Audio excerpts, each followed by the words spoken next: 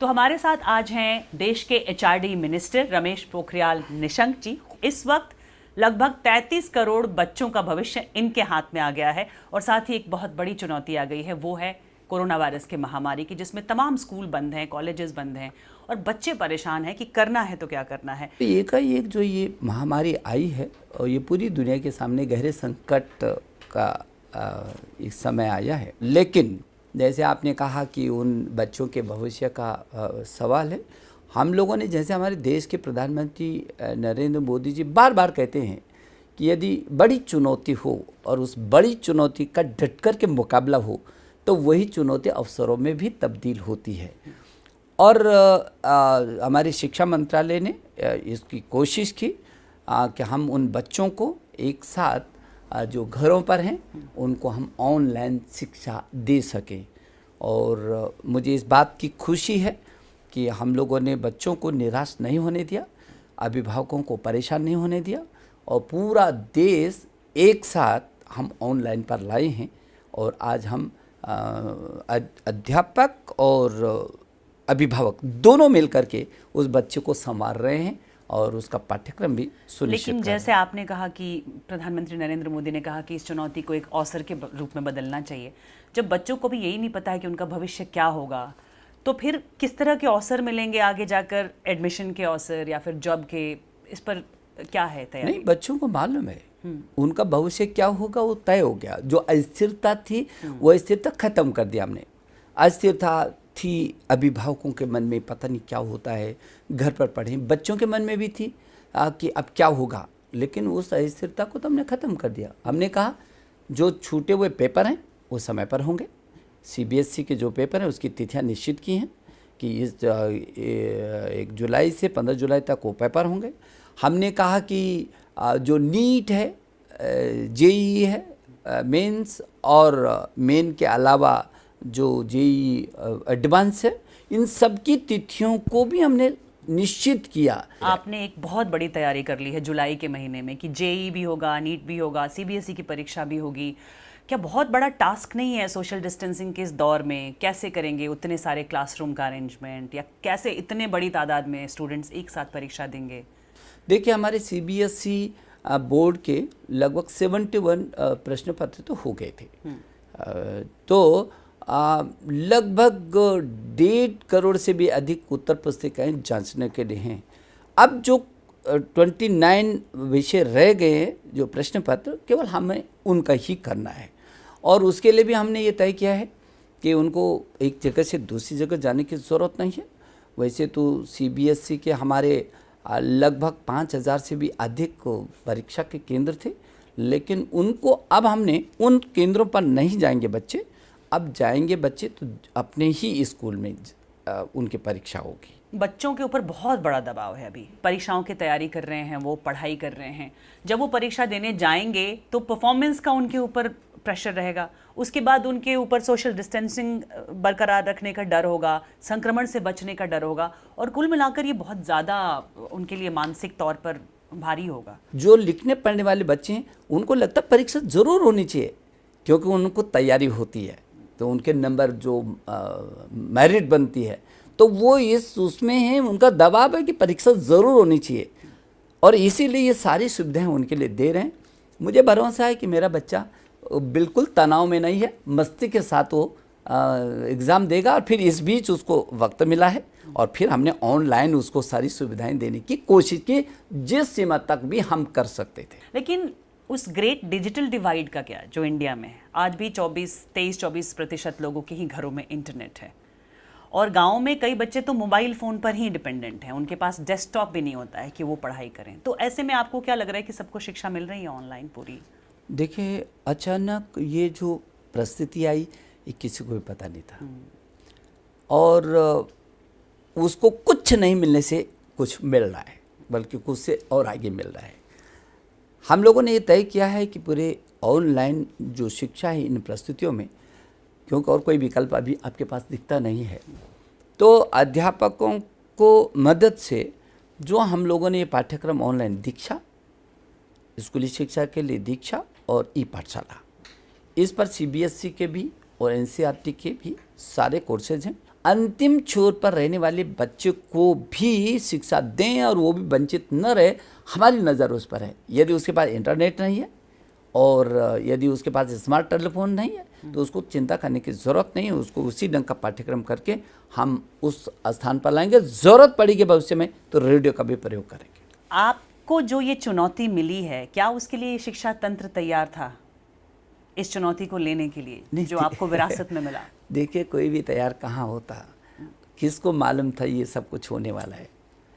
लेकिन हाँ, हम लोग भविष्य की तैयारियों में जुटे हुए थे कि एक दिन ऐसा ज़रूर आना है जब शिक्षा को ऑनलाइन होना है। एक दिन ज़रूर आना है जब दूरस्थ क्षेत्र में बैठे बच्चे को भी सभी वो सुविधाएं मिले जो शहरों में रहने वाला बच्चा है। तो इसकी जो तैयारी में हम लोग जुटे थे, वो एकाएक जैसे आया तो हमने और स्पीड बढ़ाई उसकी, और बहुत तेज़ी से बढ़ा करके हमने काफ़ी कुछ उसको पकड़ने की कोशिश की। लेकिन क्या आपको नहीं लगता कि भारत में शिक्षा तंत्र जो है वो कभी किसी सरकार की प्रायोरिटी रहा है? क्योंकि अगर रहता तो इसके लिए बजट ज़्यादा एलोकेट होता, कैटेगरी सी में नहीं रखा जाता इसको। ऐसा क्यों हुआ? ऐसा नहीं है। हमने ज्ञान जब बाहर की फैकल्टी को हम यहाँ लाएंगे, लेकिन अब ज्ञान प्लस क्या हमारी फैकल्टी भी बाहर जाएंगी।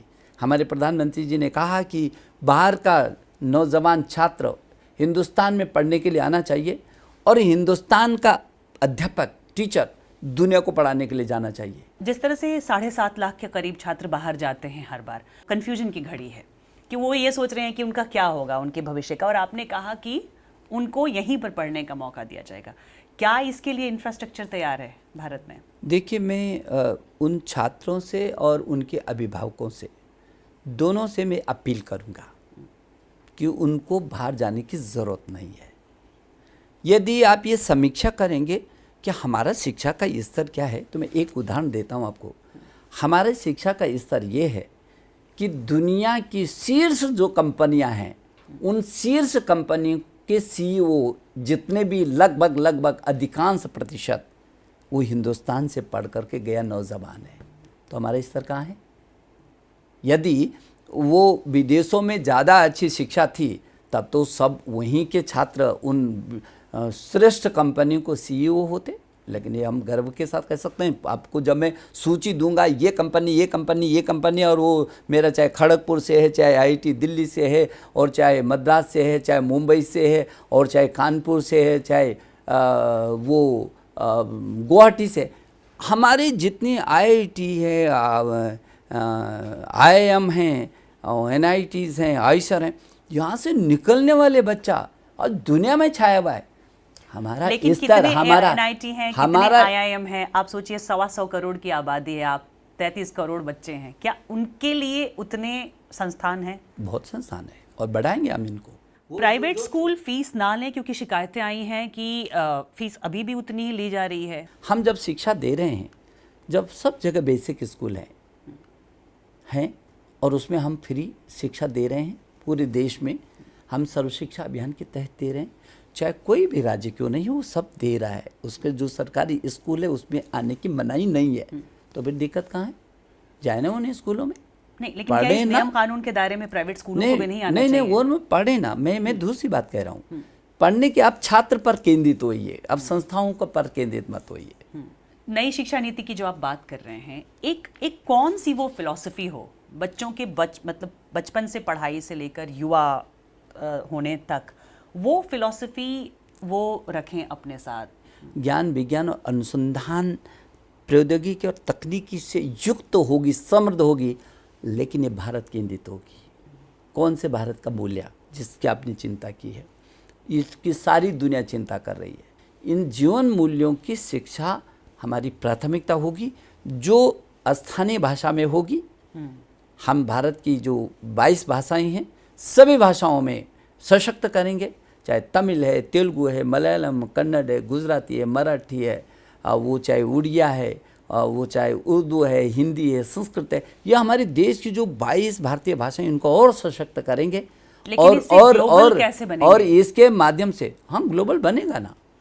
हम ये देश, हिंदुस्तान 130 करोड़ लोगों का देश है, ये दुनिया में छाएगी। हमारा जो विजन है, हमारा जो संस्कार है और जो हमारे जीवन मूल्य हैं जिसकी आज दुनिया को ज़रूरत है, वो सभी उसी पाठ्यक्रम के साथ जोड़ते हुए लेकर के जाएंगे हम उसको। फ्यूचर ऑफ एजुकेशन, जब ये दुनिया बदल रही है कोरोना दौर के बाद, तो आप कैसा देखते हैं, क्या क्या बदलाव आएंगे? वो तो पूरी दुनिया में ही बदलाव आएंगे। इस कोरोना के बाद दुनिया का अपने तरीके का एक दुनिया होगी। स्वाभाविक ये है कि सभी पूरी दुनिया का हर देश, हर व्यक्ति, हर परिवार इन परिस्थितियों को झेल रहा है और सभी देश अपनी अपनी तैयारी भी कर रहे होंगे। हमने भी वो तैयारी कर रहे हैं, जहाँ हम शिक्षा की तैयारी कर रहे हैं, हम अनुसंधान की तैयारी कर रहे हैं, हम तकनीकी के क्षेत्र में, प्रौद्योगिकी के क्षेत्र में कैसे करके हमको गांव के साथ जोड़ना है, ये सभी हम लोग तैयारी कर रहे हैं। और मुझे भरोसा है कि शिक्षा के क्षेत्र में हमारा देश और समृद्ध होगा, सशक्त होगा। स्कूल कब खुल पाएंगे? स्कूल कॉलेज बच्चे वापस कब जा पाएंगे? हम आशा कर रहे हैं कि 15 अगस्त तक हम उसका रिजल्ट भी घोषित करेंगे, ये नई परीक्षाओं का प्लस जो तो परीक्षाएं स्कूल कॉलेज फिर अगस्त के बाद ही खुल पाएंगे? बिल्कुल। क्योंकि कोरिया जैसे देश में देखा गया कि उन्होंने स्कूल खोल दिया लेकिन अगले दिन ही उनको स्कूल बंद करना पड़ा। हाँ, नहीं, हम अगस्त के बाद स्कूलों को खोलने की परिस्थितियाँ बनेगी।